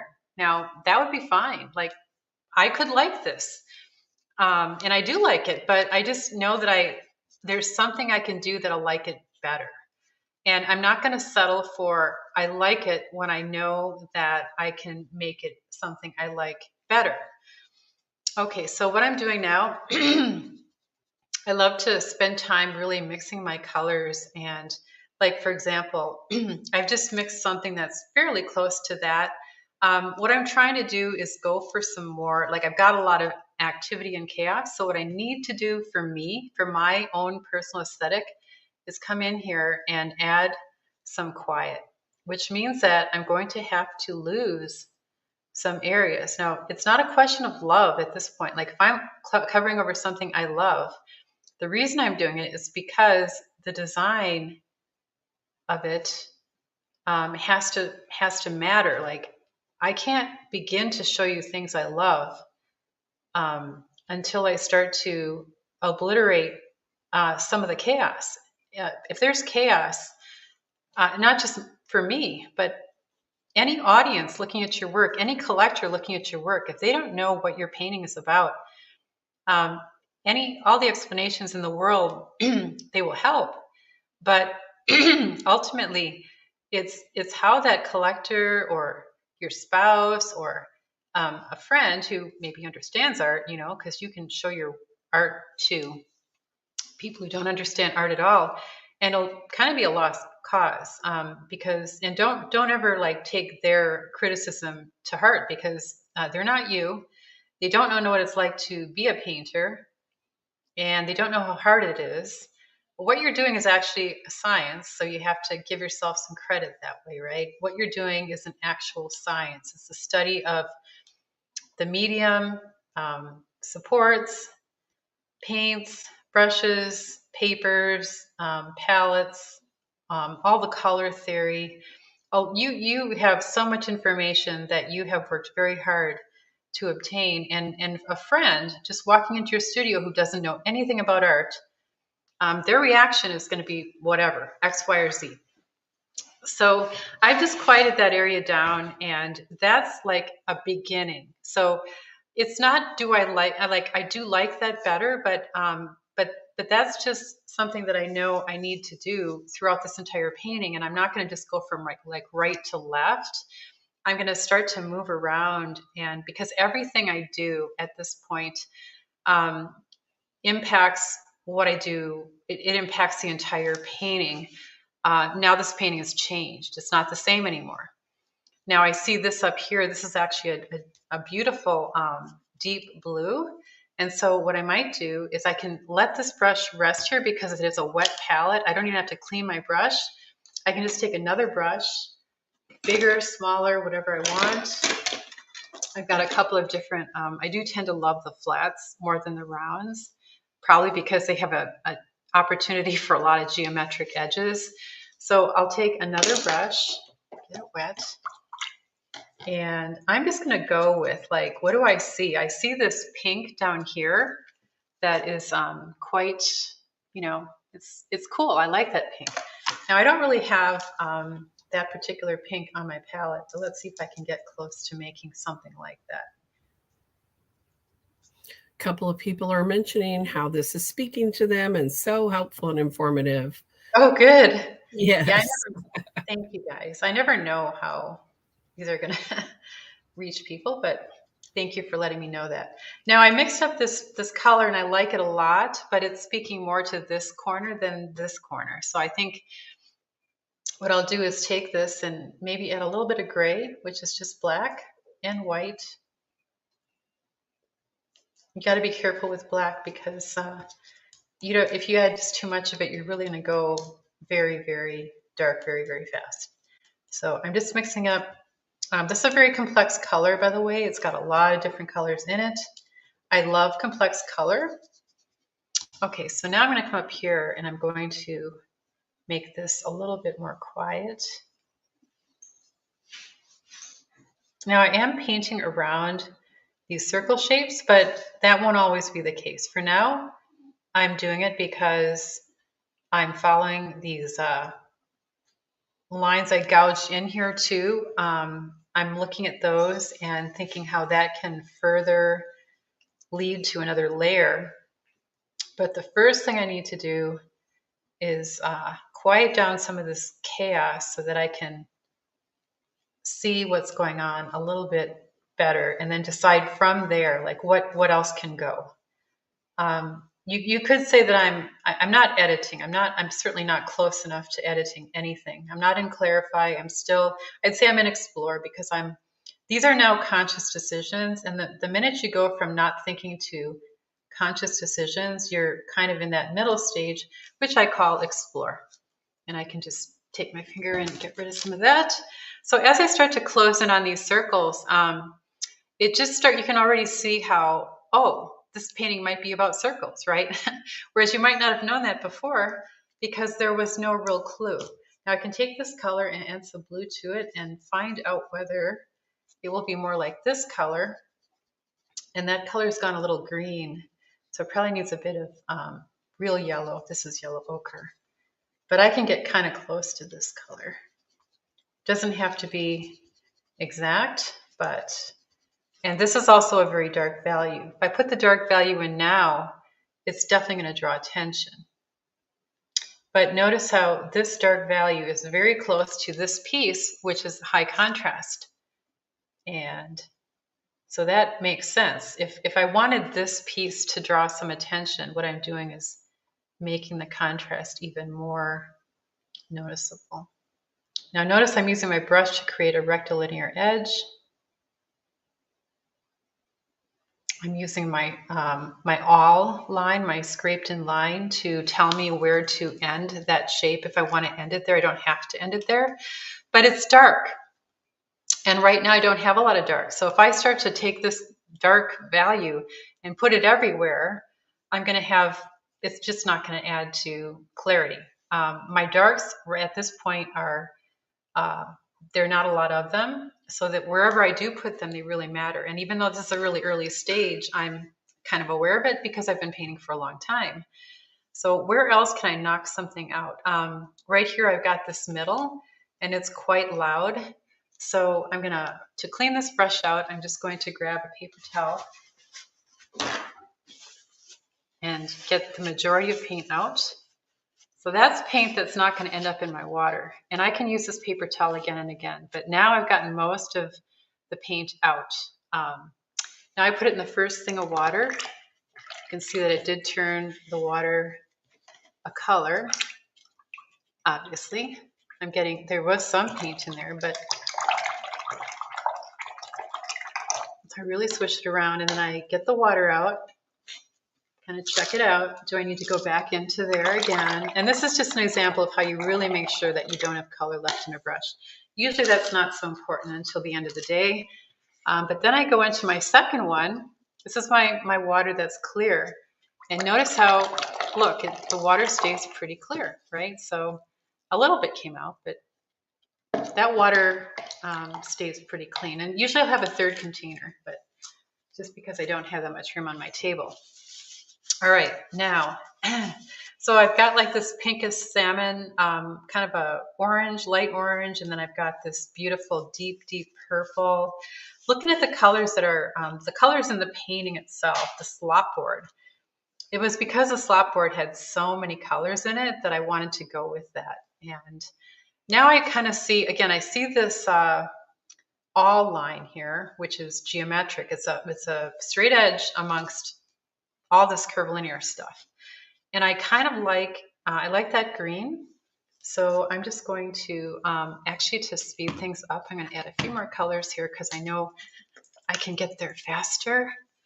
And just because this is not a limited palette painting, I feel like whatever the color I want to add, I'm just going to add it. If I have the color, I'm going to use it. This color is actually pretty close, but I might want to make it a little bit more complex.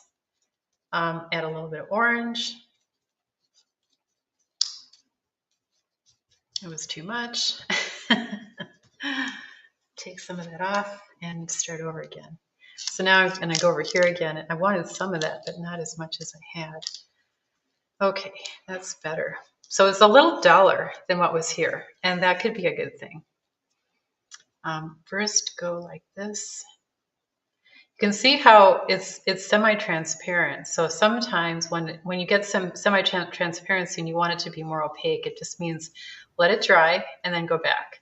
So what I'm doing is I'm knocking out some of the shapes that were in this area, but it's transparent, semi-transparent. So now, Pam, Susan's asking, do you ever thin your acrylics? And if so, do you have a ratio and what width? And of course, this particular paint is transparent anyway, correct? I would say no, it really isn't. Almost all the paints I'm using right now are opaque. And, okay. So it's a great question. Yeah. Personally, what I like to use are one of two things to thin out my paints. I'll either use this guy, which is golden, forget the word polymer, that confuses people. It's golden gloss medium, or I will use airbrush medium. Golden's airbrush medium. I don't have it in front of me, but or you could use water, but I would just be a little careful with how much water that you add, because what the water does is it dilutes the binder. Whereas if you add gloss medium or airbrush medium, that is a like substance. It's the very same composition or chemical composition. It's just that it has binder in it, so you're not diluting the binder, and the binder is what gives your acrylic paints strength. Does that answer your question, Susan? I think it does. And it depends on just how transparent you want it as to how much you use, correct? Yes. And so the reason this is transparent is just because I I guess, the way I mixed it. And let's see, what did I mix with it? I did mix all like opaque colors, but oftentimes like white is actually semi-transparent. White is not as opaque as you might think. So I'm going to let that dry and set up and come back to that color. With this color, I'm going to come back in and give it a little bit more of this color because I want it to be more solid. So I come back in here. I can change the color a little bit. Maybe I want it a little deeper. And then maybe I change my mind and I want a little lighter. So you go back and forth. Maybe I want it to have a little bit more complexity, add some orange to it. Combining these all together is quite nice. Now I come up here. Now it's changed, it's gone a little lighter, but at the same time, it's going to go more opaque. And this becomes important when you layer some, like, both transparent and opaque and like low saturation, high saturation. And then when you sand it back, you've got all this interest. And I'm always thinking about that in terms of, wow, this could be awesome by the time I sand this back. And I could add a little bit of red to this down here. So in other words, I can kind of have two colors where I only had one. They're close in value. And I can either have like a very sharp, what's the right word? A definite break in the shape from here to here, or I could blend it, and I think I'll blend it so that it's more gradation here. So I've got one color going to the next. Just sweep that out. So gradation is a principle. It's used a lot in art. You can look at all the masters, and they did lots of gradation, like in the portraits that Rembrandt did. You'll see lots of gradation in the facial tones. And so I've made that a little bit thicker. This is still drying. Pam, I want to mention it is 5 till. Oh. And yeah, time has flown by today. And so I know we usually end about now. And so, great. Yeah, I think, guys, what I'll do then is we will close this call. I want to thank you guys all for being here. I want to thank Lisa especially for being my co-host. You're welcome. I'm going to pop some links in the chat about your school. Gotcha. And because if they contact you, the link I just put in is that people, if they email you and they're interested in your most comprehensive course, that they get a discount because they watched today. Yeah. Right. And also, I kind of put together these bundled packages for anybody who wants to, if they're really, really serious, that's when it matters. And I'm more than happy to make a bundle for you. You choose what you want, and then I'll give you a special price that nobody else gets. And it's just my way of saying thank you for being like really, really, truly dedicated to your art. I don't think art education needs to be expensive, but I do think that it's really important to get your education in like the most sort of dense and comprehensive way as possible. Otherwise, you end up like wasting a ton of money and doesn't really help move your art forward. So I want to thank you all for being here. And Lisa debates, yay, Lisa, go Lisa.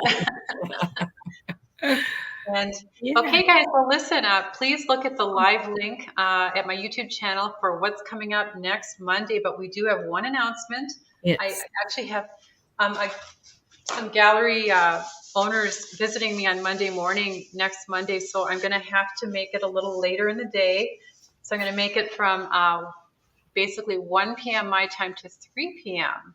And you'll see that in the announcement. You'll see that in the upcoming description. Okay, so I won't be here, so you won't be here. I won't be able to be here at that time unless we decide to change the time. So, okay. So check in, guys, and we'll try to figure out the best time possible. And I want to thank you all for being here. Have a happy, momentous Monday. Yes, thank you all for joining. Yeah, thanks everybody. And now I don't know where my mouse went. Oh, there it is. I was going to say I can do it if you need me to.